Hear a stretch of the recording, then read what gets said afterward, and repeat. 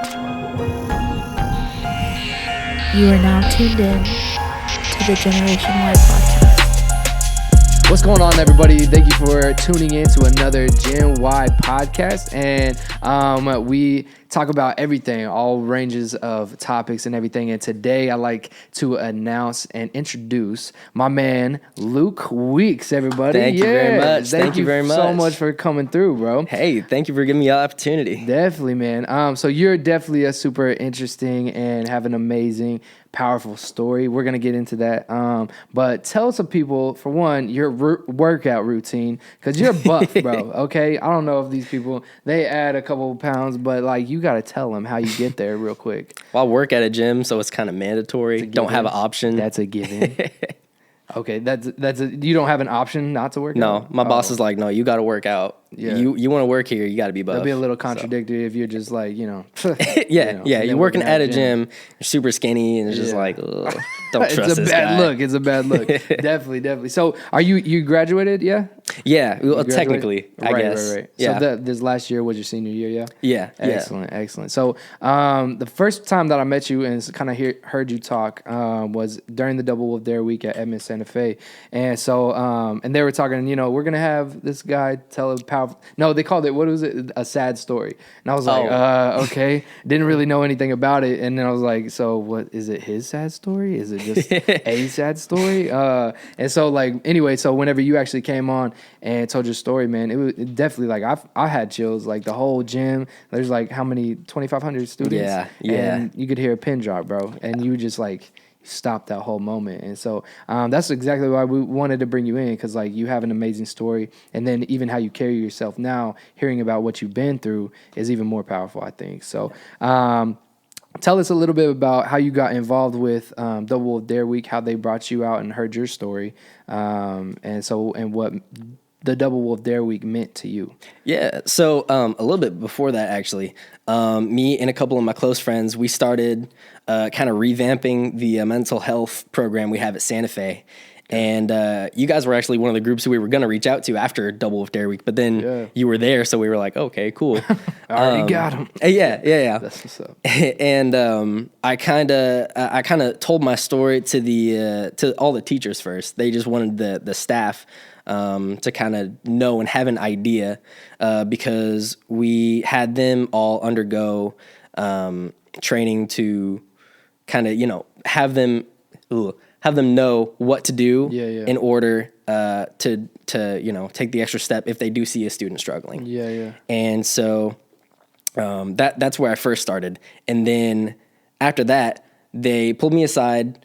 I think it was Thursday night, which was the second last day of Double Wolf Dare Week. Right. And they were like, hey, we know about your story. Do you want to come up and speak at the final assembly? I was like, oh, sure. Yeah, absolutely. So you knew the day before that you were going to speak? Yeah. Wow. That was all the preparation I got. That's crazy. And I just super quickly jotted down a speech, and kind of used that as my base for the what I did for the final assembly. And definitely speaking there was one of the most incredible moments of my life. Really? Definitely. Was that your first time publicly speaking like that? Oh, absolutely. Yeah. Wow. Yeah. That's wild. You killed it then for your first time, Oh, man. thank you. Definitely. So I do want to jump into a little bit of your story, right? And so in kind of I don't want to say quick as you rushing through it, but kind of take us through the process of what you went through, what kind of took you to that dark place, and how you kind of overcame it in a way. So. Yeah, definitely. So pretty much my whole life, I remember I was 7 years old when I first realized that I wasn't okay. I would just feel sad and empty a lot, and I didn't really tell anybody because I was scared of how people would react, and I was scared if I would be judged or just misunderstood. Yeah. And so I just kept to myself, and I didn't get help. I didn't want help. I was like, I can do this. I'm a tough guy. Right.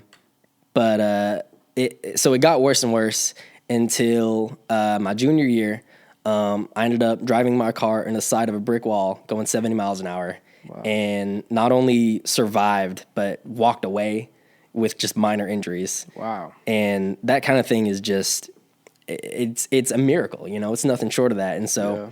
I've never taken that for granted.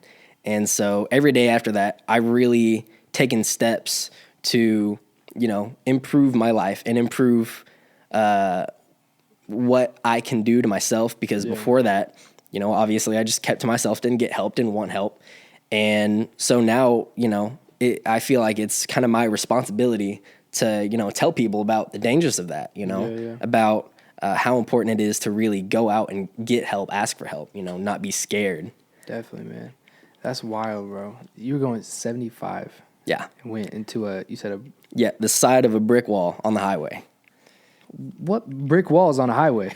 What's that? It was the Memorial Road Bridge up on Lake Hefter Parkway. Oh, okay. Yeah. Yeah. Got you, man. That's wild. Okay, so powerful story, you know, like that's amazing. You are definitely a miracle for being here, you know. Which shows that, you know, you have a purpose and you have, anybody does, but you know Absolutely. what I'm saying, just even for you, you have a voice, you have a story, and it's powerful, bro. But so in the beginning stages of you kind of noticing, you know, something wasn't right, you know, either was it kind of like more your thoughts of like what you spoke over yourself, or like doubts, or like what kind of got you into like the you know, not being okay, and before you got to like the really depressed, you know, suicidal type, like what kind of started just those steps of getting there? So the biggest thing I realized is that I would just want to stay at home in my room, do nothing.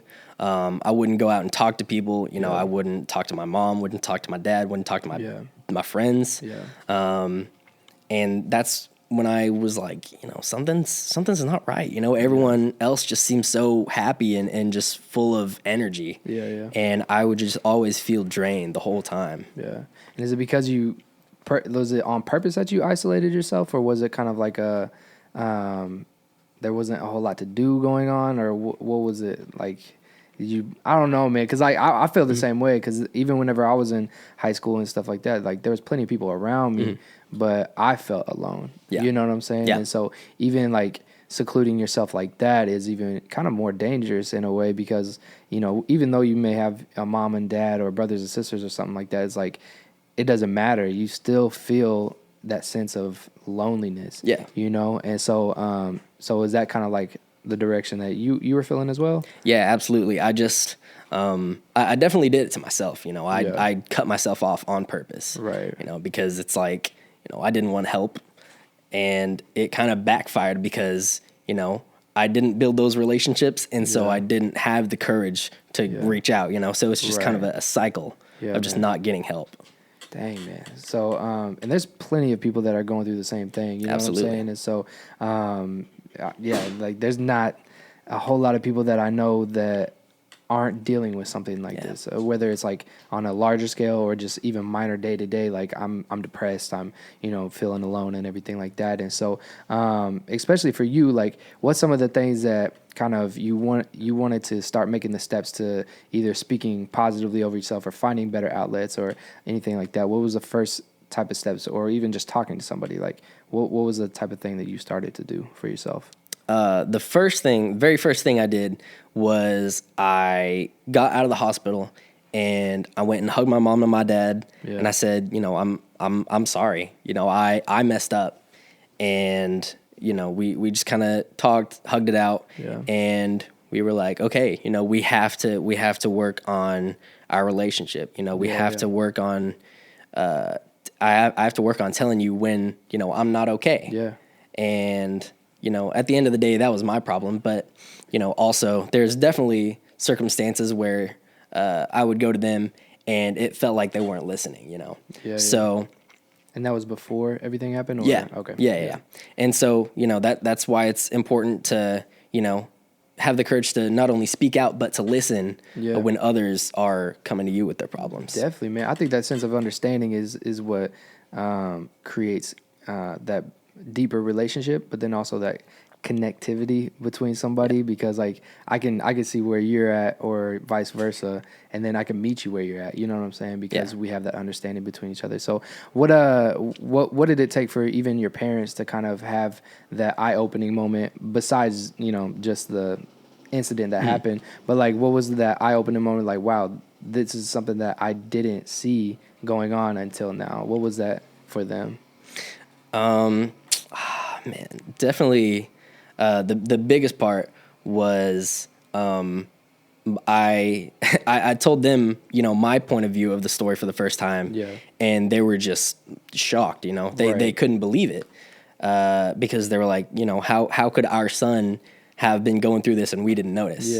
And that's definitely what opened up their eyes, and ever since you know, that they've definitely been a lot more kind of forthcoming and open with me, and that has definitely helped me a lot. That's awesome. That's awesome. So right after getting out of the hospital, talking to your parents, giving them a hug and everything, what were some personal things that you kind of found passion in to be able to create that mental health side of your story? Well, what me and my friends love to do, I work at a gym, and so me and my friends, we love to work out together. You know, that's what we do for fun. And you know, if one of us is having a rough day, we just call up somebody and be like, hey man, you know, you want to get some food and get a workout together? Just like, sure, you know, let's talk it out. Yeah, definitely. So getting the sweat, getting the adrenaline going, definitely. That's a huge thing, man. I hear so many people either on other podcasts or anything like that if you just get out and experience like a struggle, and so for some people they don't have like a legit struggle in their life, so like creating that grunt and creating that adrenaline, you're sweating out toxins out of your body and everything like that, is like you're releasing so much that is kind of like an imbalance in your body. Definitely. And so like whether it's chemically or whatever, you know what I'm saying, there you could just go for a run or do some type of workout that releases, you know, negativity pretty much, you know, out of your body.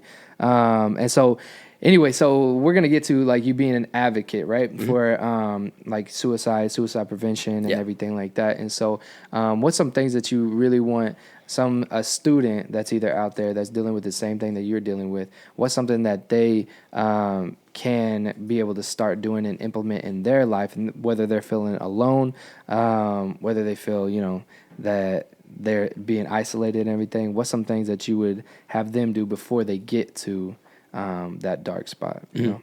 I feel like the most important thing is obviously, you know, just maintaining and creating those relationships, you know, because, you know, you could just go and self-isolate all day, just be alone. But when you have that close relationship with someone, they can keep you accountable. You know, they can be like, hey, you know, you're not hanging out with us anymore. You know, you're just spending all your time in your room. And so when you do have someone that can kind of alert you to when you're not okay, because sometimes you don't even realize it, you know. But when you have someone to kind of, you know, point that out, that can definitely be a good starting point. And then from that, they can even help you out, get out of that pit. So creating that sense of camaraderie between people. They know you and you know them. Absolutely. And can tell whenever you're off, right? Yeah. And so that's good, man. So what's some things that you want to do from here on out, like sharing your story or anything? What's some things either, you know, learning, because you're going to UCO, right? Yep. For psychology? Yes. Excellent. Look at me go. And so like for stuff like that, like what are some things that you want to do in the future to be able to even further this whole advocacy type thing? I mean, you know, definitely if I can, you know, get my story out there just for the people to hear, you know, and be like, oh, you know, I can relate to that, you know, maybe not every part of it, but, you know, everyone can relate to a struggle. And when you have someone overcoming a struggle, that I feel like that's just a huge inspiration. And so that's kind of what I want to be, you know. Definitely. But at the end of the day, it's not about me, you know, it's about the people and the impact. And so that's why I want to do psychology, is because later in life, I want to become a therapist, you know, and just help people in that way. That's good. And that's the best way that I know how. Yeah, man. So we're gonna wrap this up, but I want you to give that analogy, if you can, for what you did for Double Wolf Dare Week with the light. I want you to end with that, and then we'll wrap this thing up. Yeah. So for Double Wolf Dare Week, what we did is we shut the lights off in the gym, and we had people hold up their flashlight on their phone if they had something that applied to them. You know, we would say something like, you know, raise up your light if you've ever been bullied, or if you ever felt like you've been bullied, or if you felt like you haven't done enough. And, you know, when it was dark, you couldn't see anything, obviously. Right. You hold up a couple flashlights, couldn't really see anything either, but you put them all together and the whole gym lights up. Yeah. And that really represents the spirit of people, you know, because once you get a whole bunch of support, a whole bunch of lights with you, then that can light up your world and really just drive you forward. Yeah, man. So it was super dope. I was trying to remember the last question that you asked and everything. Was it one light or is it just like every light? I can't remember. You're saying something about whenever you all come together and then it's all unified pretty much, and then every light was on in the building, and then you didn't even have to have lights. The phone lights are what lit everything. So I think that analogy was beautiful, man. So I appreciate your time, my man. Hey, thank you very much. Everybody, Luke Weeks, and they can follow you where? At LUWEEKS on Instagram. Excellent. And you post selfies all the time, For sure. Flexing and everything. Yeah. Excellent, bro. So I appreciate it. Be sure to be an advocate for anything toward either anti-bullying, suicide prevention. That's what Generation Y does. That's what my man does as well. And so we want to push that, continue that. And so if you see anybody in need, feel free to keep them accountable and stay on them, stay communicating and everything, even through this quarantine time. So we appreciate you tuning in. This is the GNWY podcast. We'll see you next time.